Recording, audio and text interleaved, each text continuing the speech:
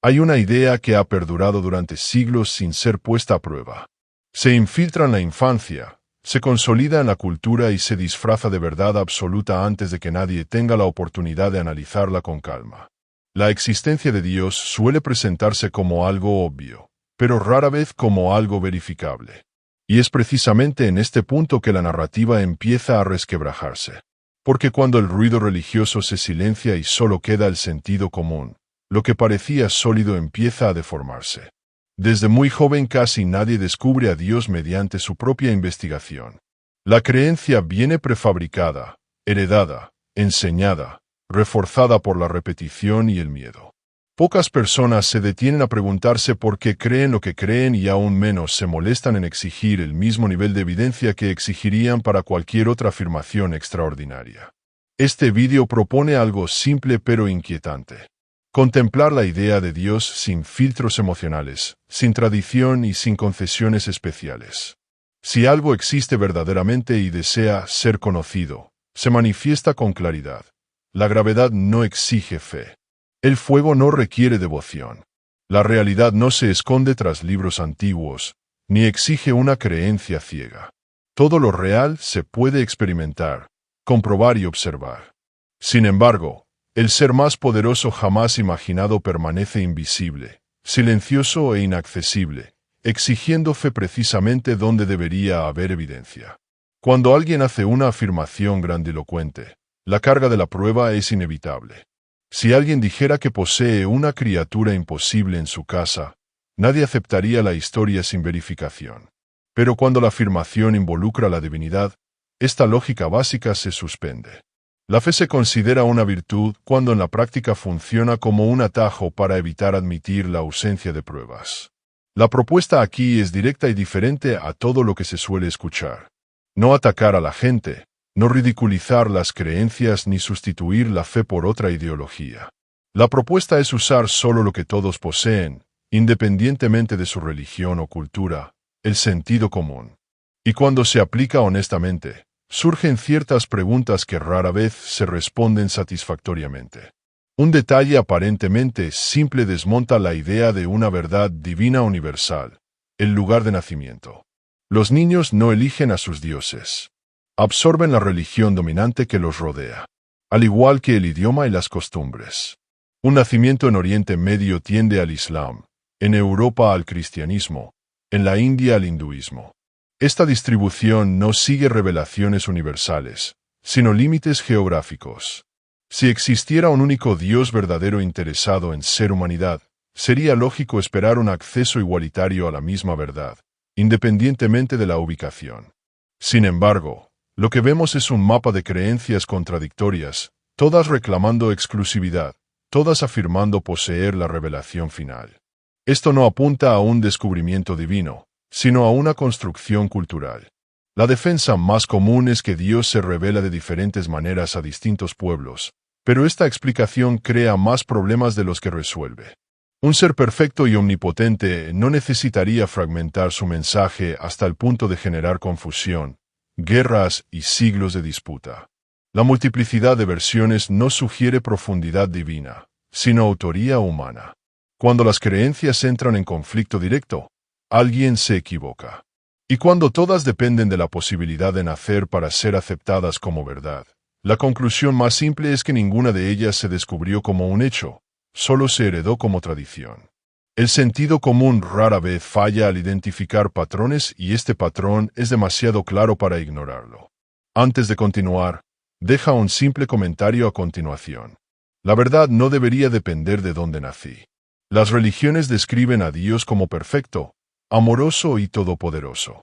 Pero el mundo que se presenta como su creación está marcado por el sufrimiento constante, el dolor arbitrario y las tragedias sin sentido. Niños se enferman por poder elegir. Poblaciones enteras son destruidas por desastres naturales y vidas se truncan antes de siquiera comenzar. El problema no es emocional, sino lógico. Si existe el poder para evitarlo y no se utiliza, algo no cuadra. Cuando un ser humano tiene la capacidad de evitar el sufrimiento y decide no hacerlo, esa actitud recibe un nombre bien definido. Sin embargo, cuando esa misma omisión se atribuye a Dios, se transforma en un misterio, un plan divino o una prueba de fe. El sentido común no cambia simplemente porque el agente sea invisible. La lógica permanece igual, incluso cuando la creencia intenta suavizarla. La explicación más común para el sufrimiento es el libre albedrío, pero se desmorona rápidamente al analizarlo con detenimiento. Los terremotos, los virus, las inundaciones y el cáncer no son resultado de decisiones humanas. Son partes estructurales del sistema en el que vivimos. Si este sistema fue diseñado, entonces el dolor no es un efecto secundario inesperado, sino un componente inherente desde el principio.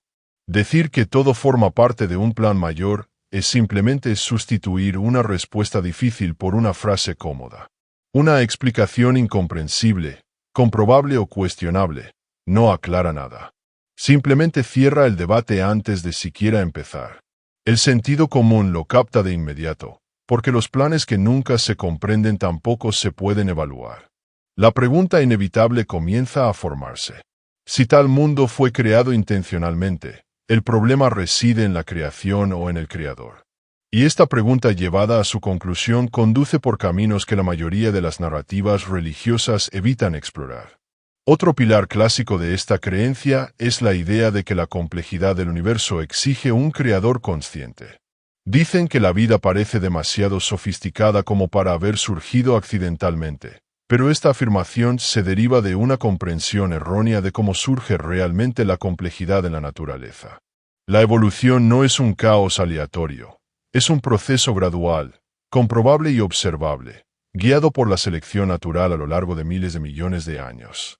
No es necesario recurrir a lo sobrenatural para explicar cómo las estructuras simples se transforman en sistemas complejos. La ciencia no solo ha propuesto este modelo, sino que lo ha confirmado repetidamente. La idea del diseño pierde fuerza cuando comprendemos que la naturaleza misma posee mecanismos capaces de generar orden sin planificación consciente.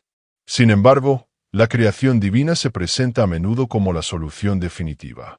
Dios creó todo de la nada, pero esta explicación no resuelve el problema, sino que lo atrasa. Si todo necesita una causa, Dios también la necesitaría. Y si Dios no la necesita, el requisito de una causa deja de ser universal, abriendo la puerta a la existencia del universo mismo sin un creador. Aquí es donde entra en juego un principio simple pero poderoso. Cuantas menos suposiciones requiere una explicación, más probable tiende a ser. Entre aceptar leyes naturales aún en estudio y aceptar un ser invisible, indetectable e inexplicable como la respuesta definitiva, el sentido común se inclina por la alternativa que no añade entidades innecesarias a la ecuación. Esta línea de razonamiento empieza a generar incomodidad porque no solo niega una respuesta específica, sino que cuestiona la costumbre de insertar a Dios siempre que surge una brecha en la comprensión. Y a medida que estas brechas disminuyen, la presencia divina se aleja con ellas, volviéndose cada vez más distante, cada vez menos necesaria. Y es precisamente en este punto donde surge una preocupación difícil de ignorar. Si Dios solo ocupa los espacios donde todavía no sabemos algo, ¿qué sucede con él cuando esos espacios desaparecen por completo? Al observar la verdadera escala del universo, la idea de que todo fue creado con la humanidad como foco principal empieza a sonar extraña. Billones de galaxias, miles de millones de planetas, vastas extensiones de espacio vacío y escalas de tiempo que superan cualquier intuición humana. Sin embargo, muchas religiones insisten en que toda esta inmensidad existe esencialmente para servir a una sola especie en un planeta insignificante. Esta visión no surge de la observación de la realidad, sino de la necesidad humana de sentirse central. Es una proyección de importancia, no una conclusión lógica. El sentido común percibe rápidamente la desproporción entre el entorno y la narrativa. Un creador de todo difícilmente dedicaría casi toda la existencia del cosmos a un escenario vacío solo para probar la fe, la obediencia o la devoción de una pequeña fracción de la materia existente. Al analizar textos religiosos, esta desproporción se repite. El universo apenas se menciona, mientras que las normas morales locales, los conflictos tribales y las preocupaciones sociales específicas dominan los mensajes divinos. Esto sugiere no una mente cósmica infinita, sino autores humanos que abordan los problemas inmediatos de su tiempo y lugar. Además, la imagen de Dios que se presenta en estos textos se contradice con frecuencia. En un momento es misericordioso. Al siguiente ordena la destrucción. En un pasaje condena la violencia. En otro, exige la guerra en su nombre. Un ser perfecto no oscila de esta manera, pero un conjunto de escritos humanos producidos a lo largo de siglos, inevitablemente sí. Las contradicciones no son detalles irrelevantes.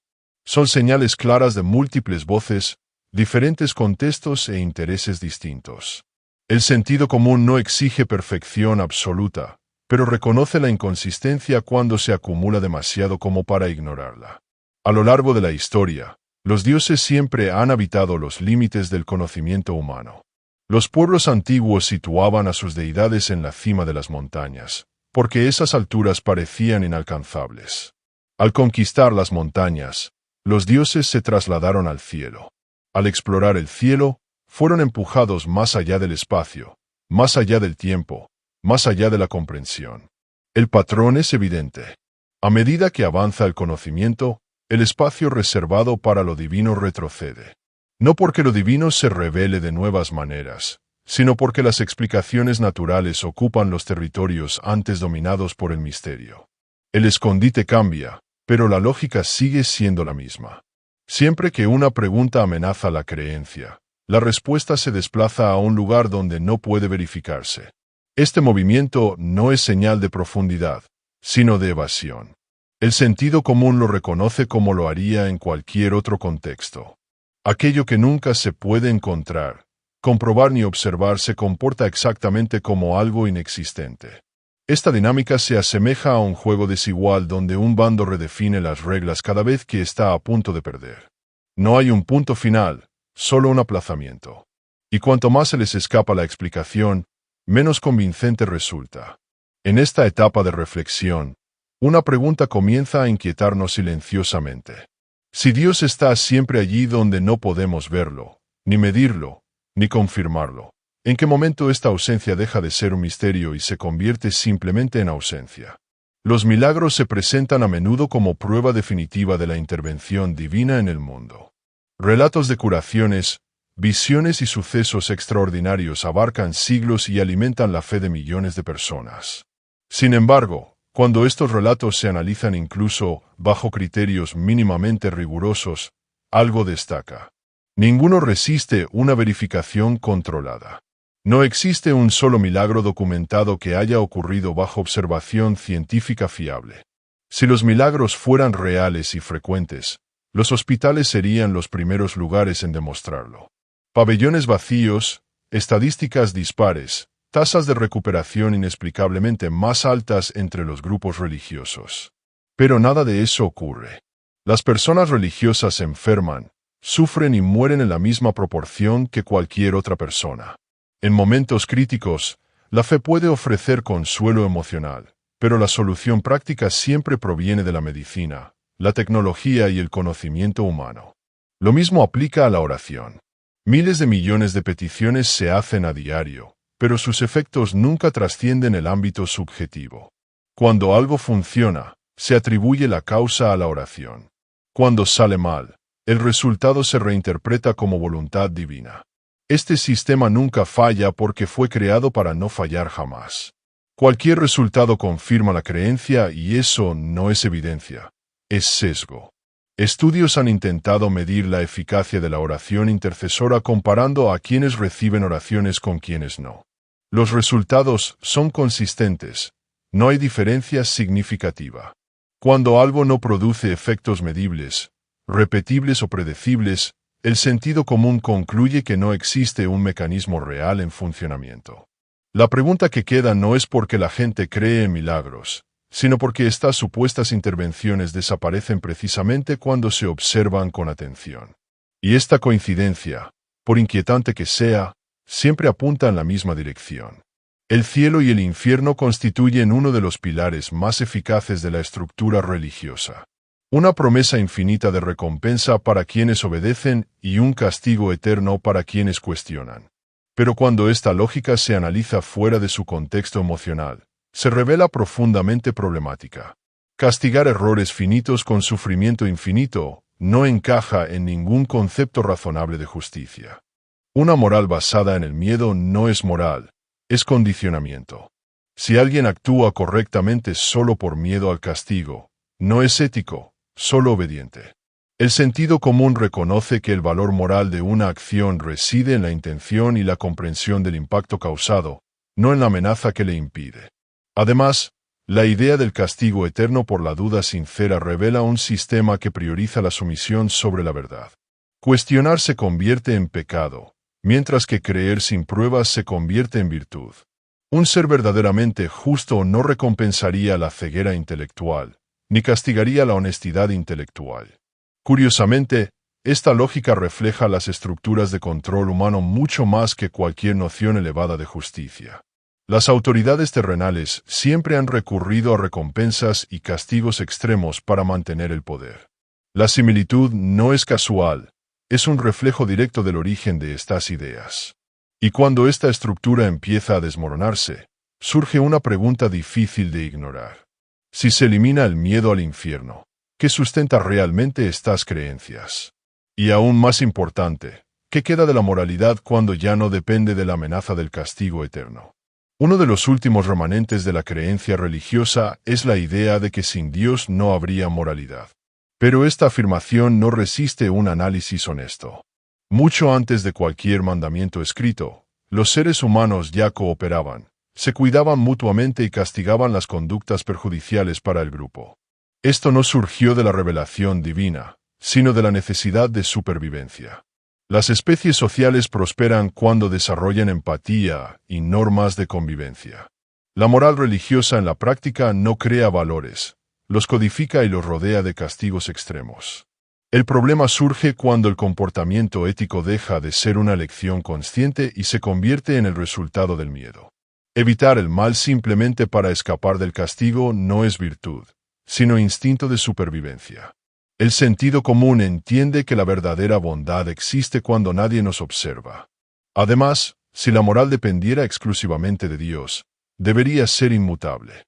Sin embargo, lo que se consideraba moralmente aceptable en los textos sagrados, la esclavitud, la sumisión forzada, la violencia en nombre de la fe, ahora es ampliamente rechazado. No fue la religión la que corrigió estos errores, sino el avance de la razón humana y la conciencia social. Cuando las sociedades se vuelven más justas, lo hacen a pesar de las escrituras, no gracias a ellas. Los derechos humanos, la igualdad y la libertad florecieron precisamente cuando comenzaron a cuestionarse los dogmas. Esto revela un patrón incómodo. La moral evoluciona cuando avanza el pensamiento crítico, no cuando se obedece a la fe sin cuestionarla. Si la ética humana mejora con el tiempo o mientras los textos permanecen anclados en el pasado, queda claro que la fuente de la moral no está en el cielo, sino en la capacidad humana de aprender de sus propios errores. Y esto desmantela la idea de que Dios es necesario para distinguir el bien del mal. A lo largo de la historia, Dios siempre ha ocupado el espacio de lo desconocido. Donde no había explicación, había divinidad. El trueno era señal de ira. Las enfermedades eran castigos, el movimiento de las estrellas era voluntad celestial. Pero cada avance en el conocimiento ha reducido este territorio.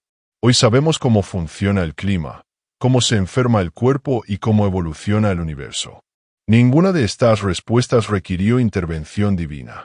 Curiosamente, cuanto más aprendemos, más distante se vuelve Dios. Llega a existir fuera del tiempo, del espacio, de la observación, de la razón. Todo lo que lo haría detectable desaparece de su definición. Esto no es profundidad metafísica, sino protección contra el cuestionamiento. Una idea que no se puede comprobar, no se puede confirmar, solo proteger. Si todos los libros religiosos desaparecieran mañana, difícilmente volverían las mismas historias. Pero si se borrara todo el conocimiento científico, se reconstruiría exactamente de la misma manera. Esto sucede porque la ciencia describe la realidad, mientras que la religión preserva las narrativas. Lo real puede redescubrirse. Lo imaginado necesita repetirse. La idea de Dios sobrevive no gracias a la evidencia, sino a la tradición, el miedo y la comodidad emocional. Y eso no la hace maliciosa, solo innecesaria. El universo no exige adoración para existir, ni la vida necesita vigilancia constante para tener sentido. El sentido no se otorga, se construye. Si esta reflexión te ha llamado la atención, muestra tu apoyo de forma sencilla. Dale me gusta, suscríbete y activa la campanita de notificaciones para seguir las reflexiones que desafían viejas ideas con lógica y claridad. A veces cuestionar no se trata de perder algo, sino de finalmente ver. Mucha gente insiste en que sin Dios la vida perdería su sentido, pero esta idea presupone que el sentido solo puede existir si se impone desde fuera. El sentido común indica exactamente lo contrario. Todo lo que verdaderamente importa en la experiencia humana surge de las relaciones, la creación, la curiosidad y la conciencia de la limitación del tiempo. El valor no proviene de la eternidad, sino de la finitud. Si la vida fuera infinita, cada momento perdería su peso. Lo que hace especial un encuentro es saber que no se repetirá de la misma manera.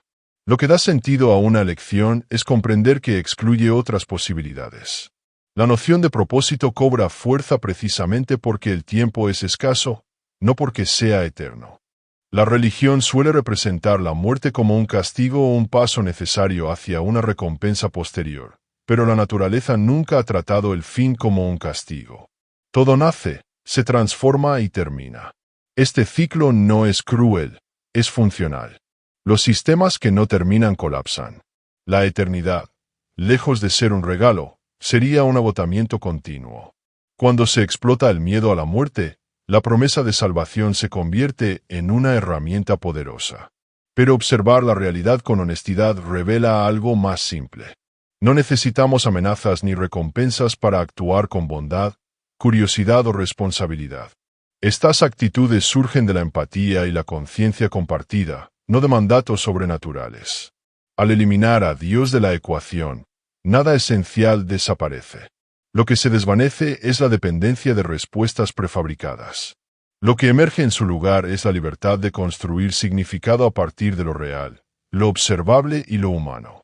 Si realmente existiera un Dios omnipotente, amoroso e interesado en la humanidad, su presencia sería inconfundible. No habría necesidad de libros contradictorios, interpretaciones contradictorias ni intermediarios que exigieran obediencia. La verdad no se escondería tras la fe, se impondría mediante la evidencia. Pero lo que encontramos a lo largo de la historia no es claridad, sino silencio. No un silencio profundo y revelador, sino un vacío que necesita ser llenado constantemente con narrativas, explicaciones improvisadas y ajustes continuos para seguir el ritmo del avance del conocimiento. Cada vez que aprendemos algo nuevo, Dios se retira un poco más. Esto no sucede porque sea incomprensible, sino porque se colocó precisamente donde la comprensión aún no había llegado. Y cuando llega no encuentra nada allí, ni firma divina, ni rastro intencional, solo procesos naturales que siguen leyes consistentes. El sentido común no proclama que Dios no existe, simplemente observa que la hipótesis divina no es necesaria. Todo lo que antes se le atribuía ahora tiene explicaciones mejores, comprobables y más honestas. El misterio no apunta a lo sobrenatural, sino a lo que aún desconocemos. Y eso es diferente. En definitiva, la ausencia de evidencia no es una prueba de fe, sino una respuesta en sí misma. El silencio no es divino, es simplemente silencio.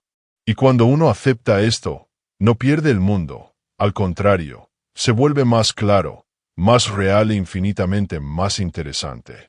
Porque lo que es verdad no necesita ser creído a la fuerza, simplemente permanece incluso cuando nadie intenta defenderlo.